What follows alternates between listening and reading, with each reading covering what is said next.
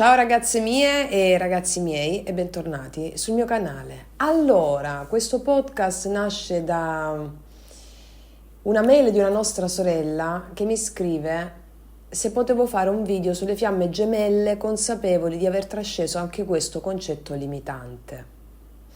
Sì, la risposta è sì. Trascendiamo ogni concetto limitante. Ogni concetto è un limite.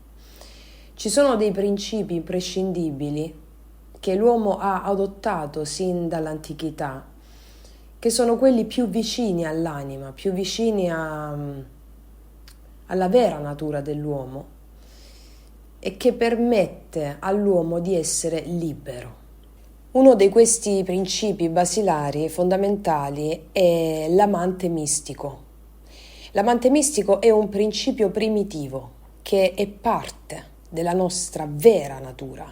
L'amante mistico è il principio originale, da cui poi si è ricamata tutta una letteratura romantica, quello che oggi conosciamo come fiamme gemelle.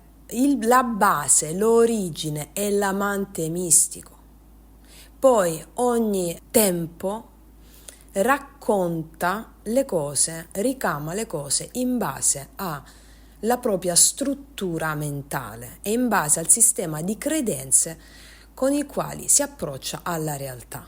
Esiodo ci racconta che nella prima età dell'oro non esisteva morte e non c'era separazione, le persone avevano delle vite lunghissime, al termine delle quali poi si addormentavano diventando spiriti guida dei viventi, cosiddetti daimones.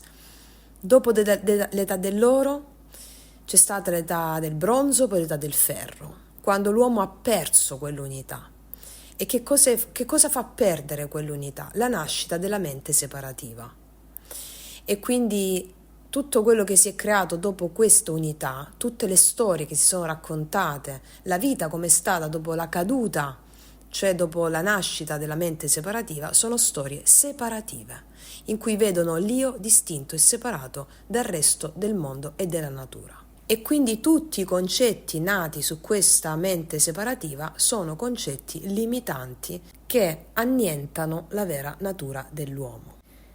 E quindi gli antichi sapevano bene che il futuro non era progresso, come invece noi moderni crediamo, perché, come ci insegna la storia, dall'età dell'oro, in cui tutto era bellissimo, unito, scindibilmente unito e non separato, si passa all'età del bronzo e poi all'età del ferro, in cui tutto è distinto e separato. E quindi è nell'antichità e nelle origini che troviamo le chiavi per riscrivere la storia, una storia di successo. Questo amante mistico è ciò su cui si è ricamata tutta una letteratura romantica, cambiandone i connotati, adeguandoli al sistema di credenze di ogni epoca. Ma l'origine, ripetiamo, è l'amante mistico, sposo o sposa celeste. Allora c'è un libro bellissimo che vi consiglio, ve l'ho già messo nei libri consigliati, che si chiama Il profumo della luna, che è di Selene Calloni Williams. Questo libro dà l'idea dell'ampiezza di questo concetto, di questo principio. Allora, gli sciamani di tutti i popoli ci raccontano che se non trovi l'amante mistico non potrai mai essere felice. Ma attenzione, chi è l'amante mistico? L'amante mistico è la tua natura vera. Il contatto profondo con l'amante mistico è un principio esistente, ripeto, in tutte le culture sciamaniche. L'amante mistico è lo spirito guida con il quale ogni sciamano ha un rapporto erotico. Cosa vuol dire erotico? Procreativo.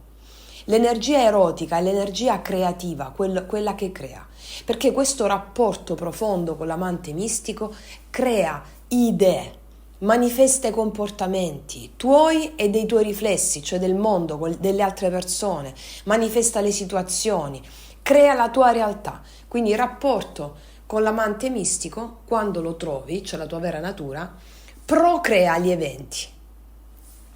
Se tu non hai trovato il tuo amante mistico, non riuscirai mai ad avere una relazione terrena appagante. Non riuscirai mai ad avere un uomo o una donna, una relazione vera, autentica, duratura. Perché? Perché non hai stabilito ancora la relazione celeste o invisibile con questo amante mistico che è invisibile, è una relazione celeste. E in un sistema in cui noi ci troviamo a cadere vittima di concetti separativi, il concetto stesso delle fiamme gemelle, dell'amore, il concetto dell'amore è un concetto separativo. Quindi cadiamo vittima di concetti separativi. Cosa vuol dire separativo? Il mondo individualista in cui ci troviamo oggi vede l'io distinto e separato da tutto, e quindi anche l'amore, anche l'altro si vede come fuori di sé, e quindi io ti devo conquistare perché non ti ho dentro. Questo è il concetto divisorio della mente separativa. Una cosa importantissima per scardinare altri concetti sociali limitanti è questa: la relazione terrestre, quella che tu hai con la persona sulla terra, non deve essere necessariamente una relazione con la quale si vive insieme, si sta insieme. Ecco, il sistema ti vuole omologare e lo fa propinandoti dei modelli a cui tu ti devi performare e conformare, modelli di coppia, modelli d'amore, quei modelli che ti faranno sentire sempre un po' frustrato, sempre un po' giù. Perché? Perché magari quei modelli non sono conformi alla tua vera natura. Ed è quando tu sei omologato e un po' frustrato, sei ben manipolabile. Ok. Io vi dico sempre: guardate la natura come fa. E cosa troviamo in natura? Troviamo gli animali che vivono secondo la loro natura. Quindi vivono nella gioia. L'essere umano è l'unico essere che non accetta mai la sua natura. Allora, siccome noi siamo natura, ma abbiamo una mente separativa, ecco perché vi dico dobbiamo tornare alle origini anche dei principi, scardinando concetti attuali che sono limitanti, voluti da un sistema manipolativo. Quindi dobbiamo ritornare alle origini. Tu sei natura, quindi come devi fare? Guarda la natura come fa. Devi sperimentarti secondo natura, secondo la tua natura. Quindi in natura ci sono diversi animali che hanno propensioni diverse. Ci sono persone che hanno per natura la propensione a stare in coppia e sono per esempio come i pappagalli. I pappagalli stanno in coppia, stanno insieme per tutta la vita. Io mi ricordo quando ero in Australia, che giravo nel parco, quando abitavo ancora a Sydney e non ero ancora andata a fare la contadina in Mittagong. Andavo lì e giravo in questi parchi e vedevo questi pappagalli sempre insieme, sempre gli stessi, giorni e giorni sempre gli stessi. E il mio manager di allora, perché sapete ho fatto la cantante in Australia, cantante e contadina, e questo ve l'ho raccontato ampiamente nel mio primo libro, la tesi in naturopatia, Il risveglio della coscienza. Ebbi un'immagine di questi pappagalli bellissimi che stanno insieme tutta la vita. Poi ci sono altre persone, come altre specie naturali di animali, che hanno altri tipi di propensioni. Per esempio come le rondini. Le rondini volano in stormo. Sono per natura più aperti, più socievoli, non sono predisposte per natura a stare con una sola persona, e quando lo fanno, se lo impongono secondo i modelli culturali come dovrebbero essere, stanno male, si frustrano. Poi ci sono altre persone che sono come le aquile, che volano più in alto di tutti, e sono più solitarie. E non è nella loro natura fare le cose con qualcuno. Molte persone aquile, per esempio, hanno un compagno, sì, hanno anche dei figli, ma magari il loro compagno non le segue nelle loro esplorazioni del mondo, magari vogliono viaggiare e viaggiano, visitano luoghi del mondo inesplorati e il loro compagno non gli va, sta a casa. Quindi ci sono diversi tipi di natura. Purtroppo questa cultura però ci dà dei modelli di riferimento su cui si orienta un certo tipo di paradigma. E questa cultura moderna è quello del fatto che magari essere come i pappagalli e il modello di coppia, quello che sta insieme tutta la vita, è la cosa migliore. Ma non è vero, ma non è vero. Perché magari la persona che sta in coppia, quindi è il modello pappagallo, vorrebbe magari essere un'aquila o essere una rondine. Perché? Perché l'essere umano è l'unico che non accetta la sua natura. Perché un pappagallo o una rondine o un'aquila, no? Queste figure, perché non si lamenterebbero mai della loro natura? Ed ecco perché vivono nel loro splendore di essere quello che sono. Com'è la vita del pappagallo? La vita del pappagallo ha un compagno o una compagna per tutta la vita. Però voli più basso delle rondini o delle aquile. E come direbbero gli sciamani, sei più soggetto a cadere facilmente nella rete dei cacciatori. Però hai un compagno tutta la vita, condividi tutto. Voli più basso rispetto agli altri uccelli, sei bello, bellissimo. Io mi ricordo questi pappagalli stupendi in Australia, bellissimi, multicolori, stupendi, bellissimi. Però non hai quello che hanno gli altri. Ma non è che il pappagallo si lamenta, vorrebbe essere un'aquila o una rondine. E quindi invece le persone che sono tendenzialmente di natura pappagallo si lamentano e dicono: ah, quanto vorrei essere un'aquila da sola e volare in alto, oppure quanto vorrei uscire con gli amici, avere altre compagnie, essere rondine. Ok. Com'è la vita di un'aquila? Sei sola o solo per tutta la vita. Puoi avere un compagno, una compagna, ma le tue esperienze di vita sono solitarie. Non sono come quelle del pappagallo sempre insieme, costantemente insieme al compagno. Però, se tu chiedi a una persona che ha la sua natura di aquila, che non è soddisfatto di se stesso perché aderisce a dei modelli culturali, gli chiedi: com'è la tua vita? Ah, come se potessi avere una compagna o un compagno sempre fisso. Vorrebbe essere un pappagallo. Com'è la vita delle rondini? Le rondini volano in stormo, sempre con le altre rondini, tutte in compagnia. E le persone rondini a volte vorrebbero essere aquile, cioè volare più in alto, stare un po' più da sole ogni tanto, visto che stanno sempre piene di amici, piene di gente, di compagnia, no? Quindi le persone rondini hanno sempre tantissimi amici. Sono bellissime, è bellissimo. Però vorrebbero essere aquile, volare sole. Oppure vorrebbero essere pappagalli. Perché? Perché l'idea romantica e moderna di passare tutta la vita insieme a qualcuno è interessante. Ma in verità, ciascuno di noi deve accettare la propria natura. Perché se tu non vivi in base a quella che è la tua natura, non ti realizzerai mai, non sarai mai felice veramente. È anche vero che tra aquile, rondini e pappagalli ci sono milioni di sfumature, no? Un po' un po', un po' un po'. Ma la verità è che nessuno è mai soddisfatto di ciò che è. Perché essere ciò che sei è la cosa più difficile. Stare in compagnia di te stessa o te stesso è la cosa più difficile. E quindi si vorrebbe sempre essere qualcun altro o in qualche altra situazione. Ora, le persone aquila o le persone rondini possono certo avere una relazione terrena sana e appagante. Certo che sì.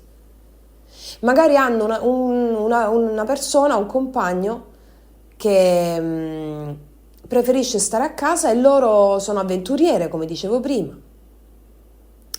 Però ce l'hanno il compagno.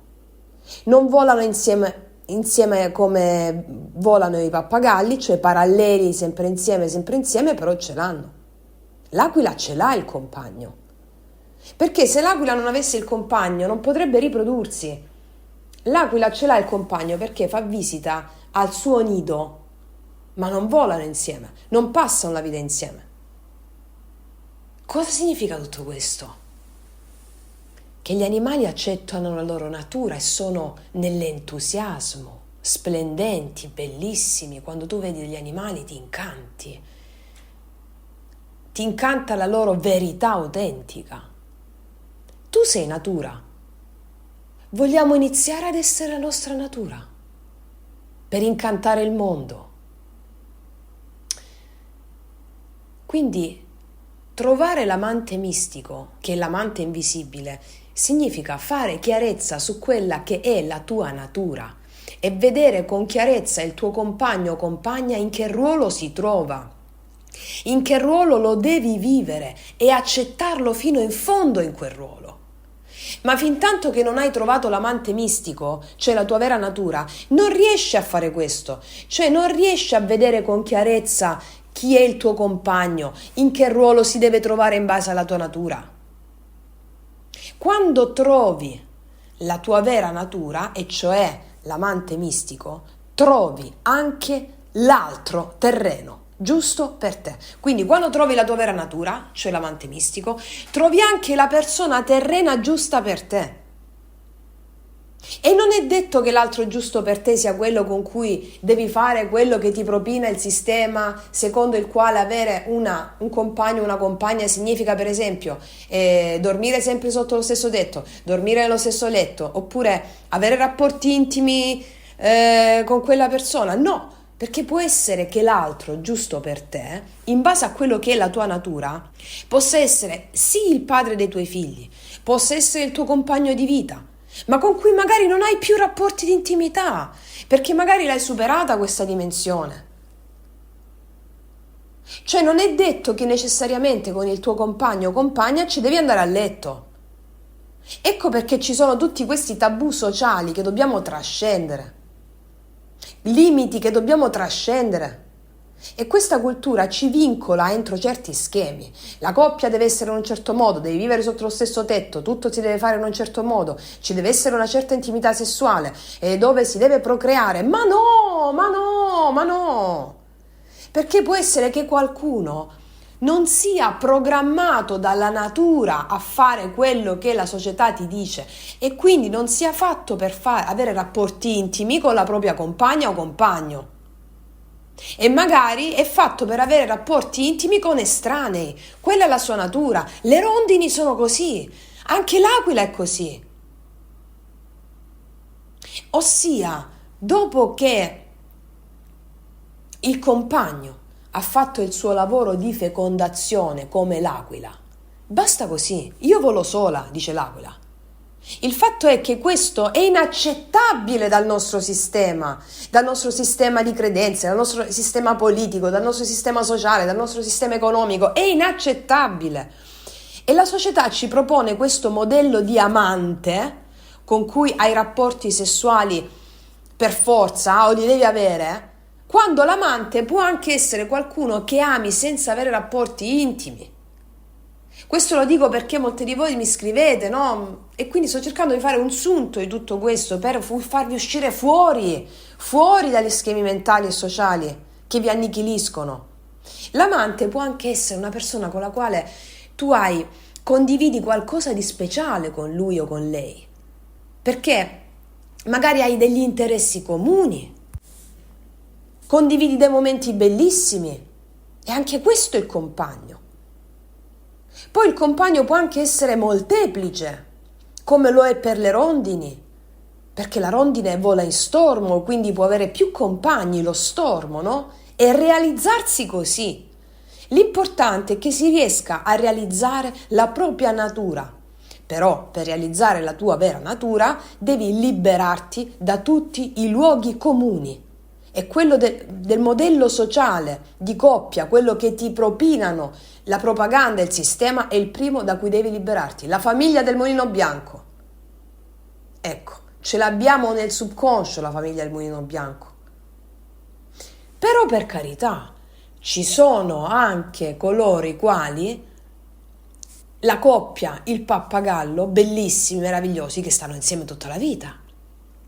Ma tu non mi puoi omologare degli esseri unici e irripetibili che siamo noi umani. Unici e irripetibili nella loro natura, se lo riconoscono, si svegliano e se lo manifestano. E quindi tutti i concetti che vengono ricamati su questi modelli di pensiero e comportamentali, dalle fiamme gemelle, anime gemelle, cioè come ti approcci all'idea. E se noi ci approcciamo all'idea con i valori sociali, i valori del luogo comune, su come deve essere una relazione, su come deve essere un amore, su come ti devi comportare in relazione, e non andiamo da nessuna parte, veniamo annichiliti. L'idea romantica della coppia che ci propina la società annienta la nostra vera scoperta. E così tutto quello che viene raccontato sull'idea di come deve essere l'amore, di come si plasma quest'idea romantica. Il fatto che la società ti dice che il modello di coppia stile pappagallo è quello che devi seguire, e tu, se la tua natura non è quella, andrai a cercare relazioni contro la tua natura, rimanendo sempre frustrato e deluso. In una cultura separativa, dove esiste l'individuo distinto e separato dal resto del mondo, che è un concetto effimero, illusorio, il concetto quindi del vero amore in questa cultura separativa, come pensate che si esprima? Come pensate che si strumentalizzi tutti i concetti d'amore? Al fine della manipolabilità, governabilità e prevedibilità.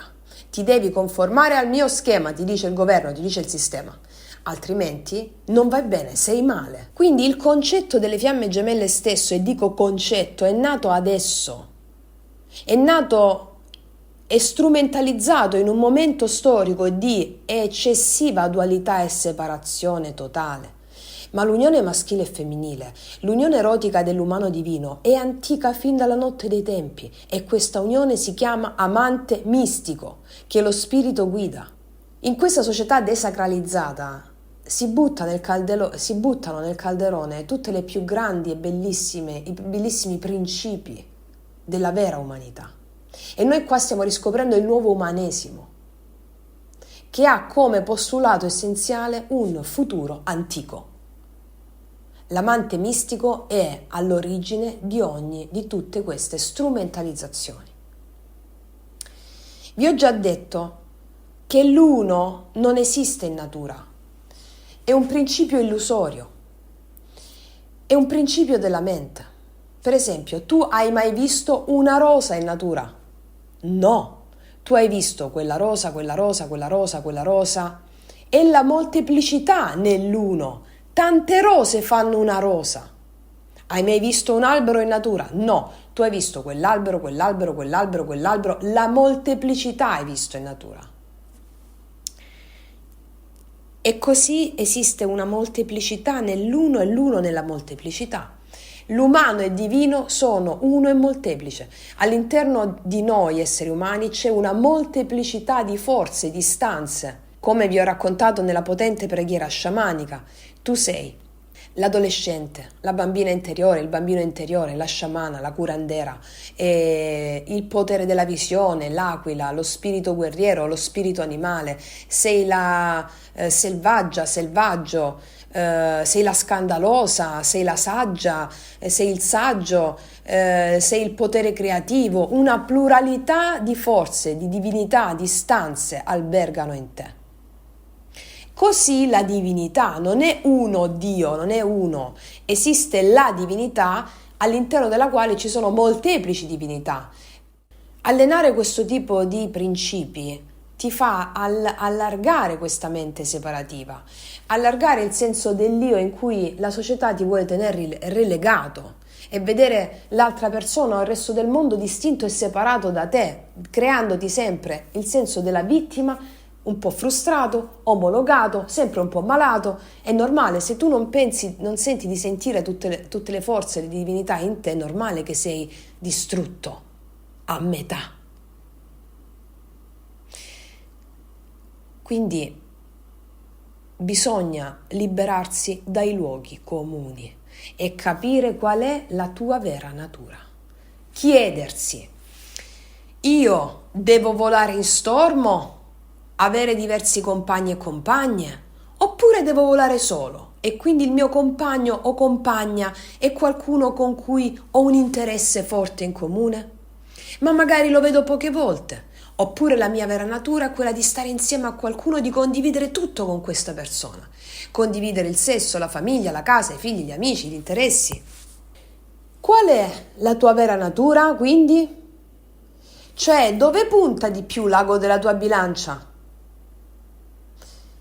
Perché se farai una vita contro la tua natura, per seguire il luogo comune, non sarai mai felice né realizzato. Quindi, la prima cosa è comprendere la tua natura e agire secondo natura. Quindi, l'amante mistico è la tua stessa natura, è quello che ti tira fuori la tua natura, ti fa vedere chi sei. E poi, dopo, tu trovi anche l'amante terreno. Ma finché tu non hai trovato la tua natura, ossia il tuo amante mistico, non puoi trovare l'amante terreno, perché non sai nemmeno come deve essere questo rapporto con l'amante terreno. Qual è il rapporto che ti corrisponde veramente alla tua natura? Come devi veramente vivere la relazione con l'amante terreno? Non lo sai.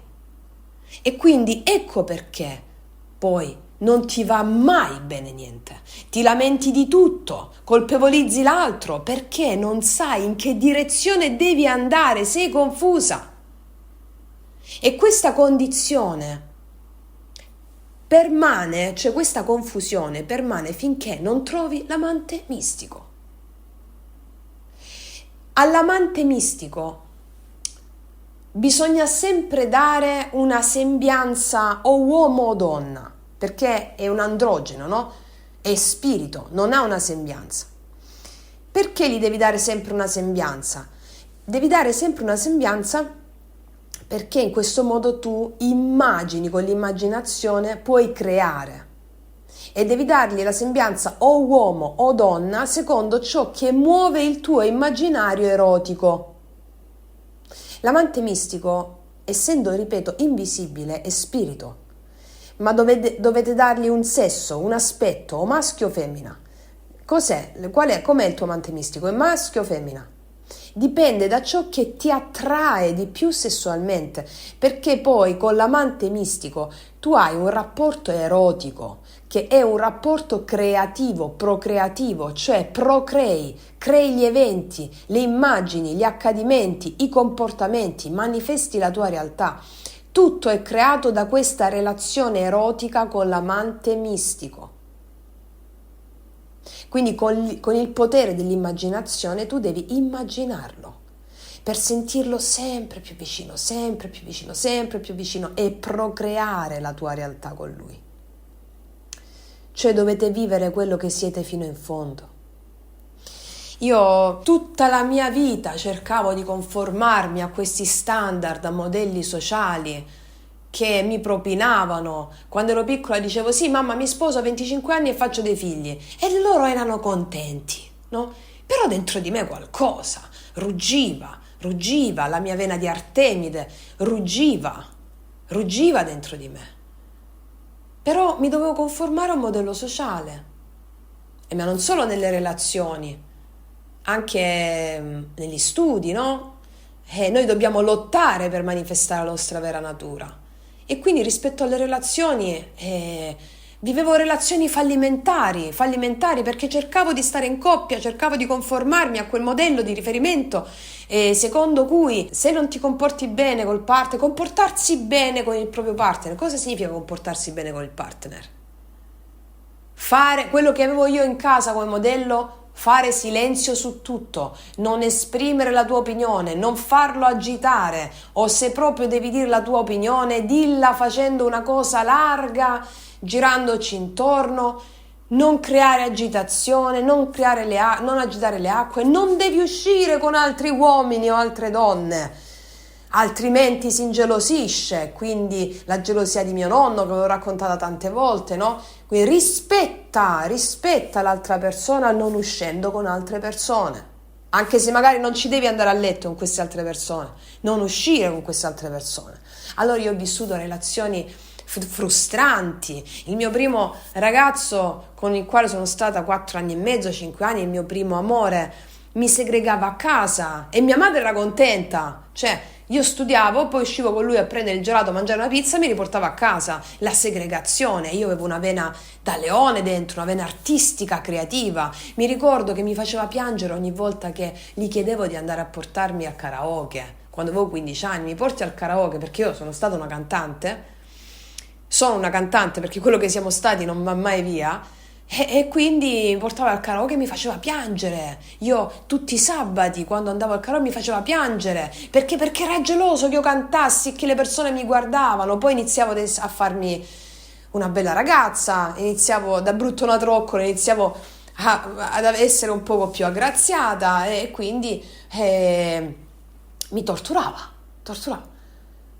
Quindi così avevo quei modelli di riferimento dentro di me, ho avuto altre relazioni sempre insoddisfacenti e inappaganti, perché cercavo di conformarmi a dei modelli che avevo dentro, a dei modelli culturali che non erano miei, non erano la mia vera natura, fino a quando non ho incontrato il mio amante mistico.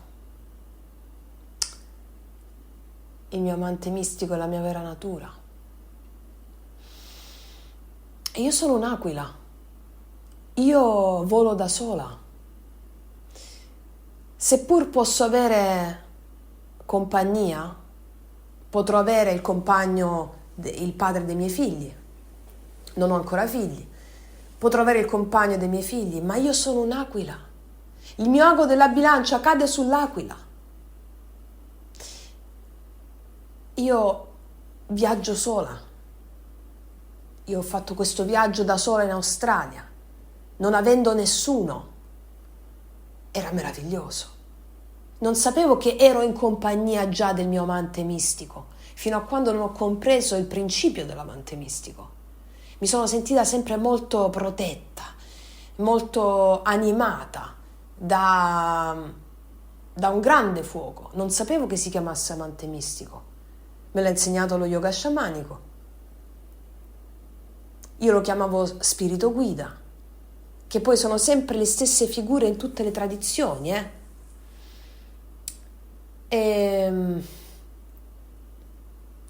Quindi vivete quello che siete fino in fondo, perché solo in questo modo potete realizzarvi.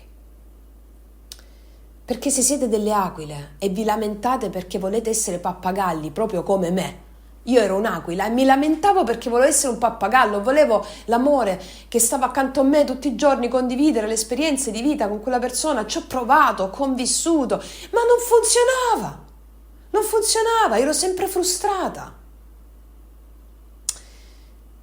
E poi dicevo, sarebbe bello se avessimo 2 case separate, dicevo a quello che sono stati i miei amori. Uno di loro mi accompagnava in questo, tant'è che siamo rimasti grandissimi amici. È sparita la cosa sessuale, la parte intima, siamo rimasti grandissimi amici, siamo fratelli, identici. Se siete delle aquile e vi lamentate perché volete essere pappagalli, ma i pappagalli non volano con le aquile. E le aquile non volano con i pappagalli. Trovare il compagno o i compagni ideali, perché possono anche essere molteplici, no? Le rondini. Significa riconoscere la propria vera natura. La propria vera natura vi conduce alla gioia vera. Non potete andare contro la vostra natura. Che cosa vuoi fare? Vuoi passare la vita a lamentarti? Vuoi passare la vita a lamentarti e non godere della tua vera natura? Cioè, ma goditi quello che sei. Goditi quello che sei. La tua natura verrà sempre fuori, viene sempre fuori. Se tu hai tentato di vivere contro natura, come vi ho detto, io ho sperimentato amori, relazioni, convivenza, tutto fallimentare, soffrivo, ero frustrata. Anche se volevo bene a quella persona, ma tenerla qua in casa, anche se avevo la mia stanza, mi creava frustrazione. E non c'è un motivo, non è questione che non ami l'altro, la tua natura non può stare così. Stavo andando contro natura. E perché io soffrivo? Perché avevo creduto nei valori della coppia, ma ero un'aquila. Oppure si crede nei valori della libertà, della solitudine, nel volare alto, ma sei un pappagallo e prima o poi ti ritrovi una persona in casa che continuamente richiama la tua attenzione. Vuoi goderti quella coppia che hai? Vuoi essere la tua natura di pappagallo? Vuoi goderti la relazione in coppia, per favore? E godere finalmente e smettere di lamentarti. Quando tu riconosci chi sei, tu godi di quello che sei.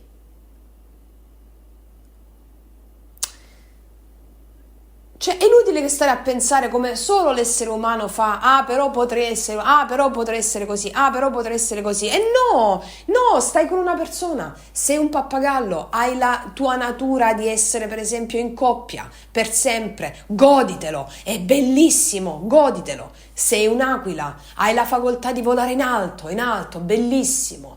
In solitudine, fare avventure meravigliose, goditelo, non cercare di essere un pappagallo. Sei una rondine, hai tantissimi amici, hai da sperimentare tantissime conoscenze, anche intimamente, è bellissimo, goditelo. Ma sii quello che sei. Il problema più grande dell'uomo, generatore di tutti i suoi disastri, è che non accetta mai la sua natura, perché vuole sempre essere qualcun altro. E questo è il problema grosso, che porta alla non realizzazione e all'insoddisfazione. Perché è solo trovando l'amante mistico che noi ritroviamo chi siamo. Dopo averlo trovato, poi possiamo procedere a trovare il nostro compagno terrestre, che sarà per forza quello giusto, quello vero, e sarà per sempre. Perché se siamo aquile, accetteremo di vederlo una volta ogni tanto. E va bene, bellissimo, stupendo. Se siamo rondini, accetteremo di avere più compagni. Bene, bellissimo, potrò sperimentarmi in altri modi, perché sono un essere sociale, sono molto sociale. Bellissimo, stupendo, mi realizzerò in questo modo. Se sono un pappagallo, starò lì con lui, farò tutto con lui e non vedrò nessun altro, perché anche quando vedrò qualcun altro, qualche amico, verrà sempre lui, farò tutto con lui. È bellissimo, è tutto bellissimo. Quando accetti la tua natura. Ecco, l'incontro con l'amante mistico è il momento in cui tu incontri la tua natura e la sposi. La cosiddetta coniutio oppositorum, come la chiamerebbero gli alchimisti. Unione di maschile e femminile, integrazione nella propria natura. Quindi l'incontro con l'amante mistico è il momento in cui tu, incontrando la tua vera natura e sposandola, l'accetti fino in fondo e poi, dopo, trovi la giusta relazione terrena, la persona che ti corrisponde perfettamente. E quindi è nelle origini che si trova la risposta alle cose. E quindi l'amante mistico è l'origine di ogni racconto che si è potuto fare sull'amore. quindi fiamme gemelle, anime gemelle, l'amante mistico è l'origine di ogni racconto. E noi qui dobbiamo partire dalle origini per ricostruire la nuova era, l'era della trascendenza, dove trascendiamo la dualità. E trascendere la dualità significa trascendere i concetti limitanti e separativi dell'io. L'amante mistico è la trascendenza. Ricordiamo che l'altro fuori da te è un principio illusorio, non esiste l'altro che è diverso e separato da te. L'altro rispecchierà sempre ciò che tu sei all'interno. E l'amante mistico, una volta trovato, cioè accettando la tua natura, amandola totalmente, ci sarà senz'altro, perché la realtà è uno specchio, la persona corrispondente a quella tua stessa natura, con la quale vivere un viaggio meraviglioso, con la quale tu potrai sentirti autentica e autentico, ossia la gioia vera. Quindi l'amante mistico è la risposta a tutte le domande che vi siete fatti, che vi potete fare sull'amore. Se non trovi prima la relazione con l'amante mistico, cioè se non comprendi e accetti totalmente chi sei, la relazione terrena sarà sempre frutto di insoddisfazione e sofferenza. Per forza, perché cerchi qualcosa che non è nella tua natura, è contro natura, contro la tua natura. Perché se tu hai una sola possibilità di realizzare te stesso nella vita, è quella di essere te stesso. E non puoi realizzarti contro la tua natura, devi realizzarti esprimendo quella che è la tua natura.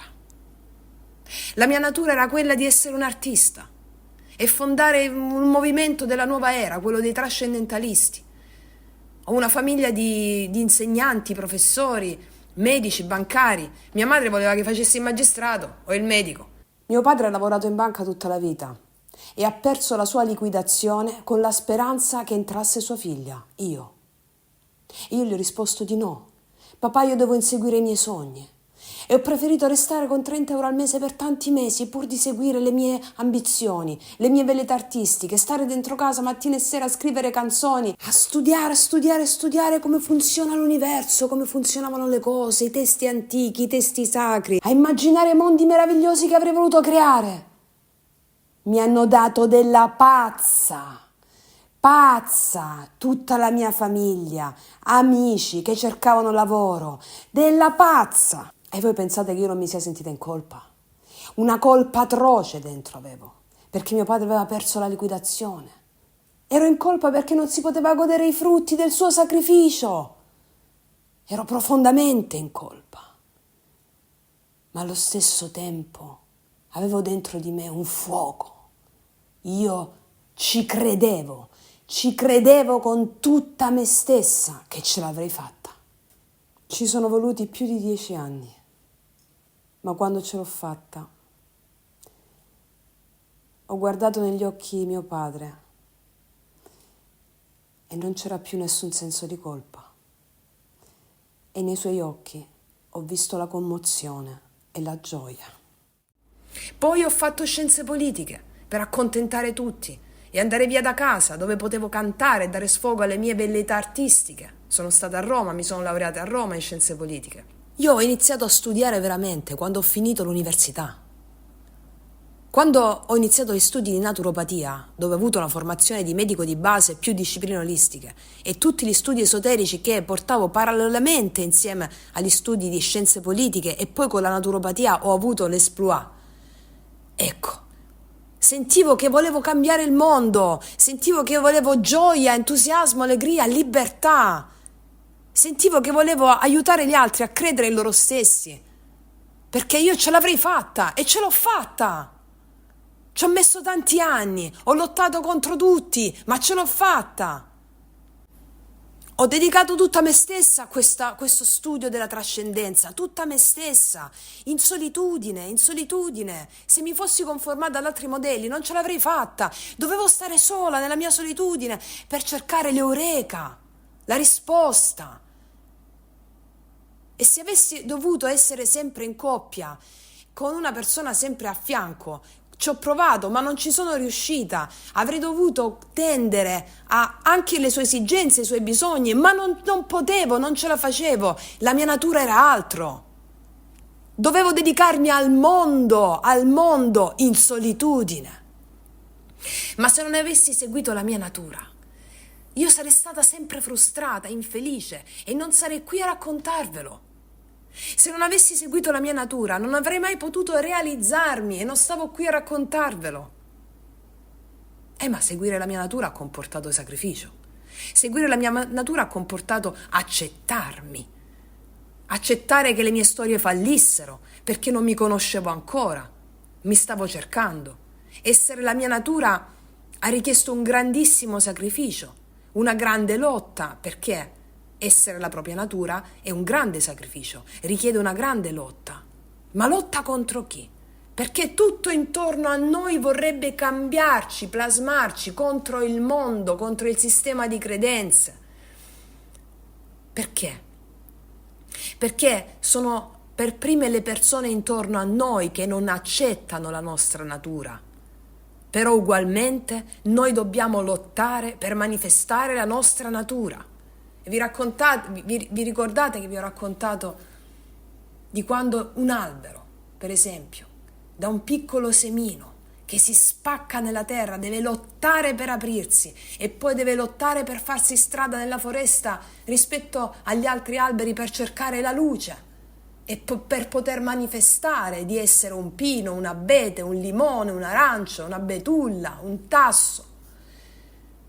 Ecco, la vita è lotta, l'amore è lotta, ma è lotta contro le resistenze che ti separano dall'amore.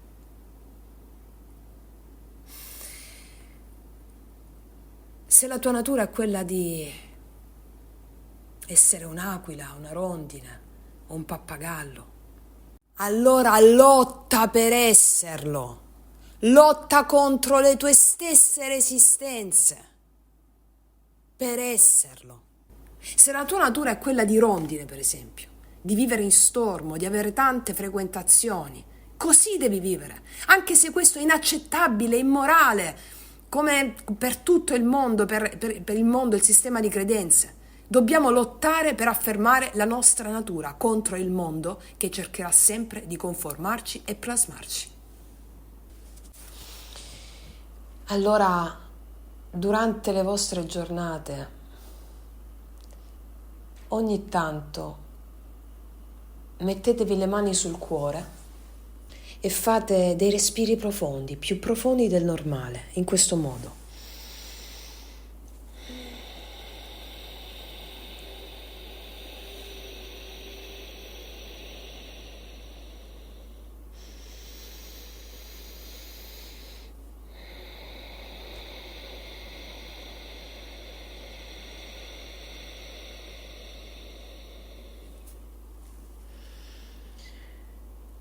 E ascoltate il battito del vostro cuore. Eccolo. Quello è il vostro spirito guida, il vostro amante mistico. Il battito del vostro cuore vi fa sentire lo sposo celeste, la sposa celeste che vi accompagna ed è lì dentro di te. Appellatevi a lui ogni secondo, ogni volta. Il vostro cuore, il battito del vostro cuore sono le parole del tuo amante mistico. E con questo ulteriore podcast mi auguro di avervi aiutato a trascendere ancora una volta quei concetti limitanti che non fanno altro che occultare la vera natura dell'uomo, al fine di poter avere un solo principio a cui tendere: l'amante mistico, il solo che può garantirci l'eudaimonia, così come la chiamavano gli antichi, ossia l'essere in Dio, la gioia inesauribile, inconfutabile, la libertà dell'essere, l'amore. Ragazze mie, ragazzi, vi abbraccio profondamente, noi ci sentiamo alla prossima e come sempre, che tutti gli dei vi benedicano. Mua!